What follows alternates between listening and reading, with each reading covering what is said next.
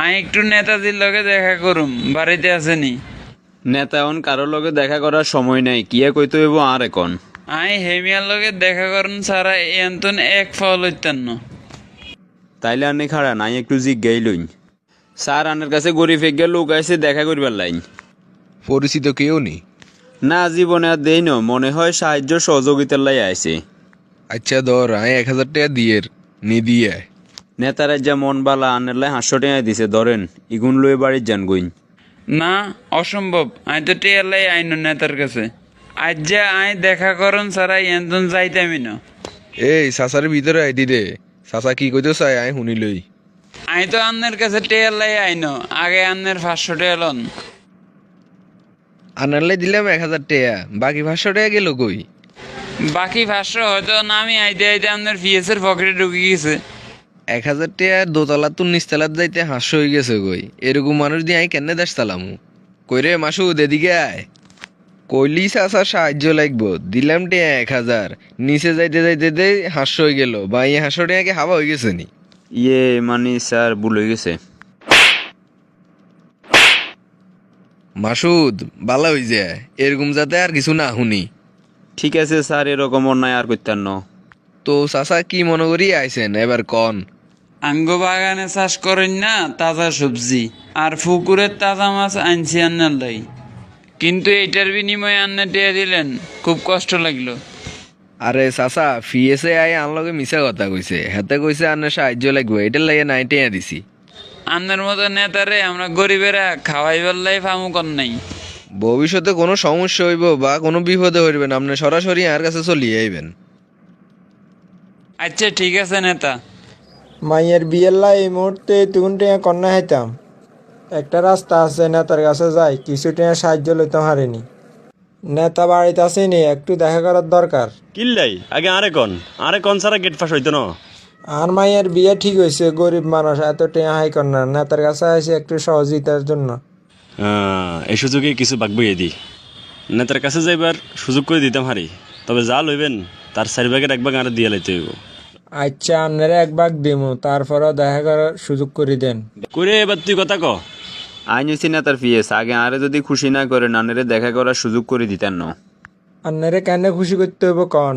যা হাইবেন 4 ভাগ করি 1 ভাগ আরে দিবেন, আরেক ভাগ নেতা দিবেন, রাজি আছেন নি কোন?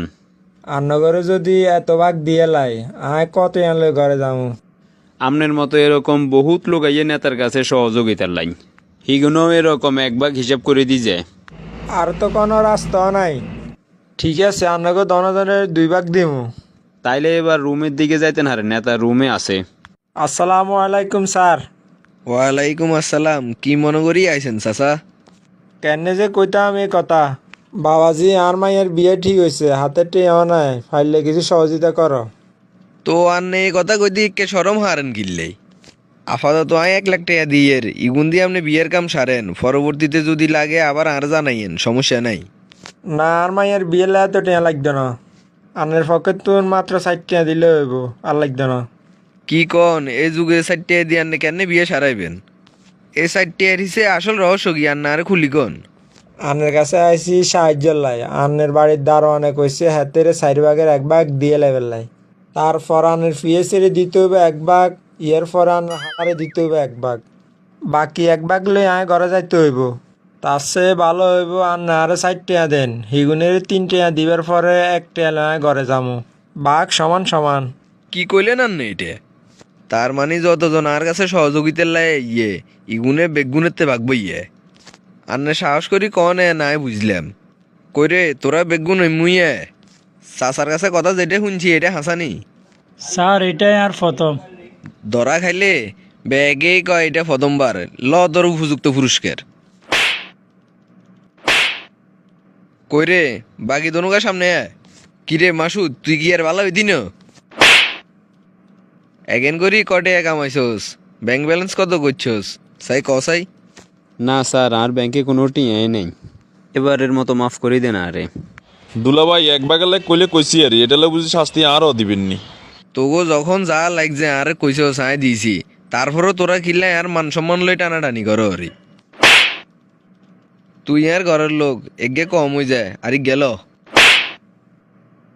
চাচা আন্নের রেটে এতুন যদি কেউ একটা পয়সা ভাগসায় আপনি আরে কইবেন। ঠিক আছে বাবাজি, উচিত বিচার করেন, আল্লাহ তোর মঙ্গল করুক। যে শীতহরের দেশের মানুষের লাই কম্বল দিতে হইব। আপনার কত পিস কম্বল লাগবে বলেন, আমি 3 দিনের ভিতরে ব্যবস্থা করে দিচ্ছি। আর দেশে 18 কোটি জনগণ, আরে 20 কোটি কম্বল দেন। ঠিক আছে স্যার, আগামী 3 দিনের ভিতরেই আপনার মাল চলে আসবে। এ মাসুদ, দেশের 18 কোটি জনগণের লাই আমি 20 কোটি কম্বল আনিয়ের ব্যাগের হাতে হাতে যেন কম্বল পৌঁছাই যায়। ঠিক আছে স্যার, আপনি চিন্তা করিয়েন না, সারা দেশের প্রত্যেকের হাতে কম্বল পৌঁছাই দিমু। এই লড়ে তো মনে হয় আঙ্গ কোয়াল খুলি গেছে, এত কম্বল কেন কি রুম। এ হাতে গোনা কয়েকখান বিলি করুম বাইনিয়া গায়ে নাঙ্গো হেডে, যার কারণ সুযোগ তো বারবার আইয়ে না, মাঝে মাঝে হামু এটা কামে লাগাইতে হইব। কথাই টেই রইল, দুলাভাই তো দেখেন না কারে দিমু কারে দিতেন না। কিরে এটা কি হুনিয়ের কয়েকটা জেলাত বলে অন কম্বল ঢুকে আর তোরা গছ কম্বল শেষ। তোরা তো দেয়ের গরিবের কম্বল লইও টাল বাহানা শুরু করে দিলি। স্যার আমরা কিতাম সারা দেশে ব্যাগের হাতে দিতাম গেছি 4 দিন আরো 4 কোটি কম্বল শর্ট। 18 কোটি মানুষের লাই 20 কোটি কম্বল আনাইলাম আর তোরা গছ কম্বল শেষ। কি রে আই নিজেরটাও দেখাইলাম না। 18 কোটি জনগণের ভিতরে আইও কি একজন ন? আহা, কেউ হাইলেও স্বর্ণের খনি, কেউ হাইলেও হীরের খনি, আর আই হাইলাম বুঝি চোরের খনি। স্যার ভুল হয়ে গেছে, এবারের মতো ক্ষমা করে দেন। না তোগুরা আর সময় দন যাইতো না, তোগুরা আমি মেলা সুযোগ দিছি। এইভাবে চলতে থাকলে তোরা কয়দিন হরে আরও লুট করিয়ে লেবি। বন্ধুরা, এই গল্পটি আমরা বাস্তব কিছু প্রেক্ষাপটের সাথে মিলিয়ে তৈরি করার চেষ্টা করেছি। কেমন লেগেছে অবশ্যই কমেন্ট করে বলবেন, আর যদি ভিডিওটি ভালো লাগে অবশ্যই একটি শেয়ার দিবেন।